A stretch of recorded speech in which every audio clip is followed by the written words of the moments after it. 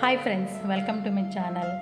ఈరోజు మనము simple and tasty healthy breakfast అయిన పెసరట్టు ఉప్మా అనేది తయారు చేసుకుందాం. దీన్ని ఎలా తయారు చేసుకోవాలో చూద్దాం. ఇప్పుడు ఒక గిన్నెలోకి ఒక గ్లాసు పెసరబ్యాళ్ళు అనేవి తీసుకోండి. ఇప్పుడు అదే గ్లాస్తో హాఫ్ గ్లాసు మినప్పాలు, హాఫ్ గ్లాసు బియ్యం అనేవి వేసేసి ఒక హాఫ్ టీ స్పూన్ మెంతులు వేసి నీళ్లు పోసి ఒక 5-6 గంటలు బాగా నాననివ్వండి. ఇది మనం ఉదయం పూట చేసుకునే మాట అయితే రాత్రిపూట నానబెట్టేసుకోండి, సరిపోతుంది. ఒక 5-6 గంటలు మంచిగా నానిపోయిన తర్వాత శుభ్రంగా 2-3 సార్లు కడిగేసేసుకొని ఒక మిక్సీ జార్ తీసుకొని ఇందులో ఈ మిశ్రమం మొత్తాన్ని వేసేసి కొన్ని పచ్చిమిరపకాయలు, కొన్ని అల్లం ముక్కలు, అలాగే హాఫ్ టీ స్పూన్ జీలకర్ర, కొద్దిగా ఉప్పు, అలాగే నీళ్ళు అనేవి పోసేసి మెత్తగా మిక్సీ పట్టేసేసుకోండి.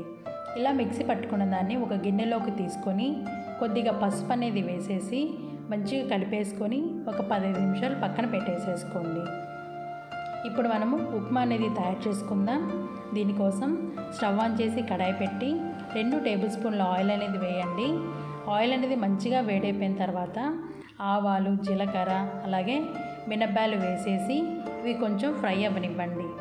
ఇవి మంచిగా ఫ్రై అయిపోయిన తర్వాత ఉల్లిపాయ ముక్కలు, పచ్చిమిర్చి ముక్కలు, కరివేపాకు కూడా వేసేసి ఉల్లిపాయ ముక్కలు కొంచెం బాగా ఫ్రై అయ్యేంత వరకు ఫ్రై చేయండి. ఇప్పుడు కొద్దిగా ఉప్పు అనేది వేసేసి 1 నిమిషం పాటు ఫ్రై చేసిన తర్వాత 1 గ్లాస్ రవ్వకి 3 గ్లాసులు నీళ్ళు అనేవి పోసి హై ఫ్లేమ్లో నీటిని బాగా మరగనివ్వండి. నీళ్ళు మంచిగా మరిగిపోయిన తర్వాత మన ఉప్మా రవ్వని అందులో వేసేసి లో ఫ్లేమ్లో ఇలా కలుపుతూ ఉండండి. ఇలా కలుపుతూ ఉండడం వల్ల ఈ ఉప్మా రవ్వ అనేది ఉండలు కట్టకుండా ఉంటుందండి. ఒక 5-10 నిమిషాల తర్వాత ఉప్మా రవ్వ అనేది మంచిగా ఉడికిపోతుందండి.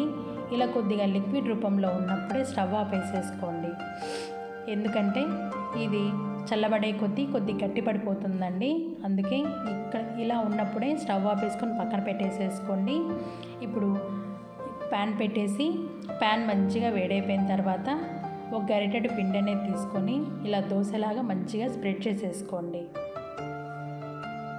దీనిపైన కొన్ని ఉల్లిపాయ ముక్కలు, అల్లం ముక్కలు వేసేసి మన తయారు చేసి పెట్టుకున్న ఉప్మాని ఈ దోశ మొత్తం ఇలా స్ప్రెడ్ చేసేసుకోండి. మీకు ఎంత క్వాంటిటీ కావాలో అంత క్వాంటిటీ ఉప్మాని తీసుకొని ఇలా దోశ మొత్తం స్ప్రెడ్ చేసేసుకొని 1 స్పూన్ ఆయిల్ అనేది వేసేసి మంచిగా ఈ దోశని బాగా కాల్చుకోండి.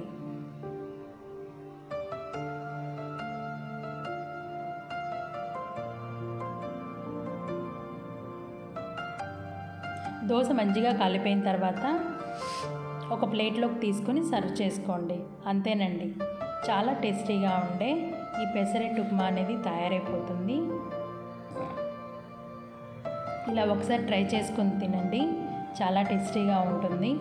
మళ్ళీ మరొక వీడియోతో మళ్ళీ కలుద్దాం. Thanks for watching. Please like, share, subscribe my channel.